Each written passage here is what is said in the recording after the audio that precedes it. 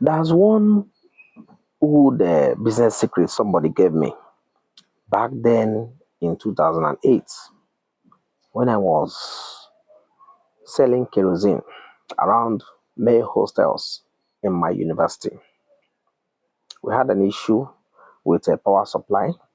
So students used to use hot plate and all those electrical heaters to boil beans and make soup and make food for themselves. So along the line, the power supply had an issue, and the university management decided to ration power according to hostels. We managed it for a few weeks. After some time, the power went off totally. We weren't getting power at all, even to charge our phones.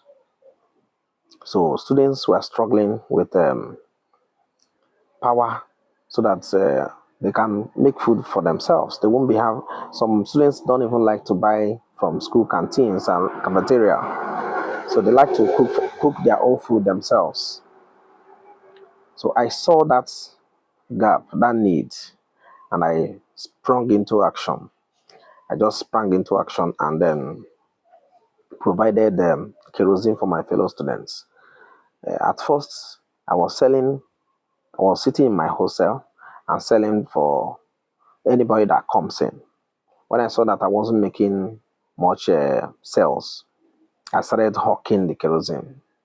I packed the kerosene, the bottle, and the small 10-liter jerry can inside one bucket, and with one beer sized, schnapp sized bottle, and one 35 cl Coke bottle for different sizes. I started hawking the kerosene from hostel to hostel. So at first, people were laughing at me. They were saying, how can a student be hawking inside the school environment?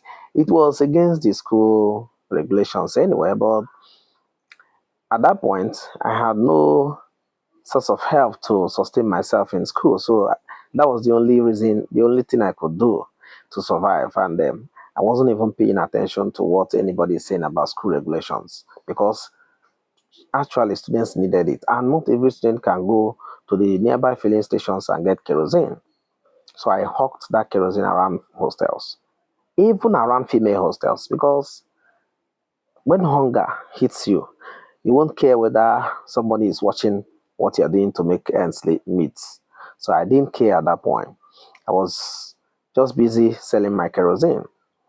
So one guy hit me with one business secret.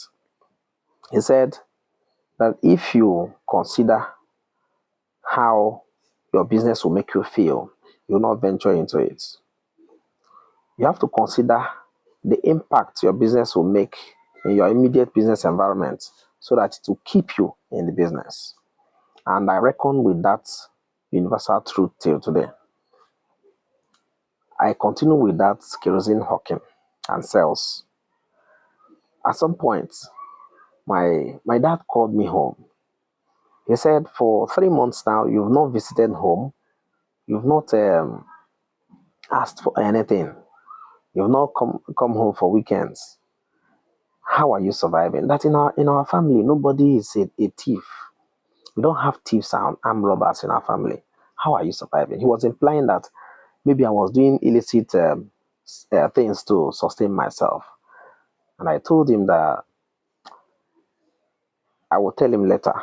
I wanted to keep the secret to myself until I graduate because he seldom visits me in school then because I felt I was able to handle everything myself as a young adult. So I continued the business, but he kept pestering me. He kept the conversation open. We went to bed that night. Then early in the morning, he woke me up again with my mom, and the discussion became a very serious one. So the discussion re-ensued. It ensued again. They started pestering me and asking me, "How do you survive in school?" That they are worried. They are worried. How do you survive? I told them that I survive. I just survive. And that God is keeping. He said, "No, no. I should keep that God thing one side. Tell them practical ways that I'm surviving in school."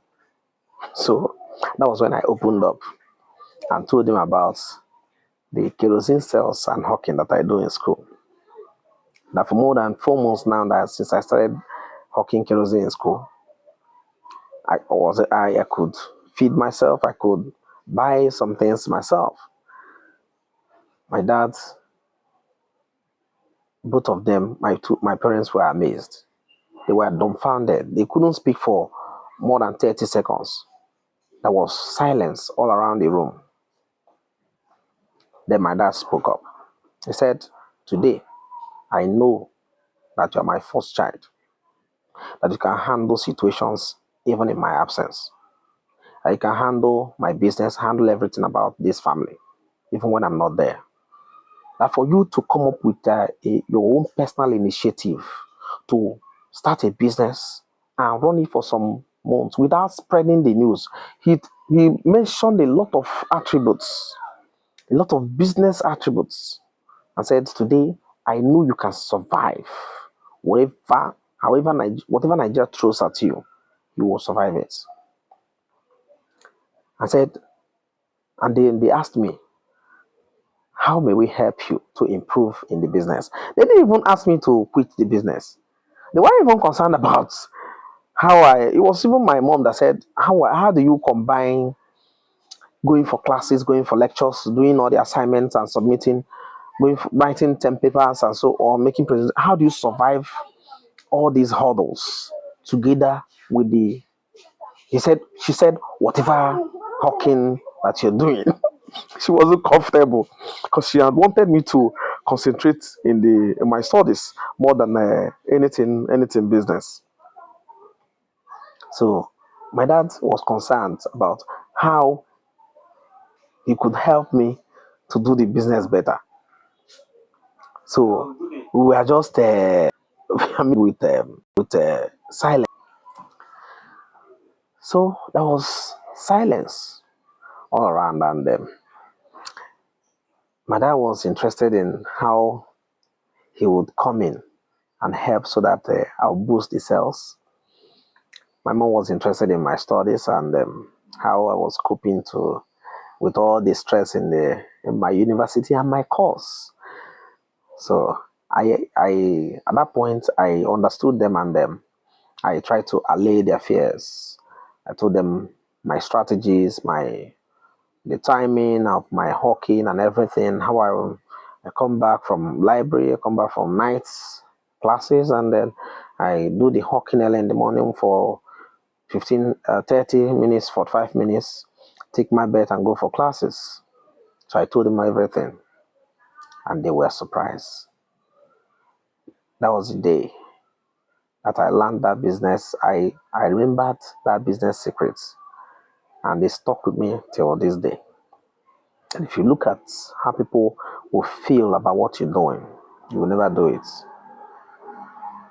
What you need to consider most is the value that people will get from what you're doing. Because I solved the problem of the challenges of getting that kerosene in the school. In fact, not the whole school, the entire school, but at a point, people were coming from every corner to get that product. And I appreciate that guy who gave me that secret. The guy owned a business at Aba. I schooled in Abia State, so he owned a business at Aba before he came to study computer science in my school. So I learned a lot I kept thinking about that powerful business nugget that I got from him. And it helped me to also answer the questions that my parents threw at me when they found out what I was doing to sustain myself in school. So I challenge you today, my Aproko business family. Here, we don't chase crowds. If I have 10,000 followers, if I have 100,000 followers or 1 million followers, faithful followers that adhere and listen and value the content that we make, I feel happy about it. Because today, it's been more than 7 days that I started this portion of blogging. I'm vlogging. I have only less than 10 followers, and I'm not deterred. I don't care how people will think that I think, or how people think that I behave about my this vlogging. What I care about is the value that you get on this page. Each time you see my videos on For You page, please don't skip. Just pay a little attention to what we have to say today. I really appreciate you for being with me throughout this 10 minutes, 40 seconds of this video. I appreciate it. Thank you so much. And God bless you. See you in my next video.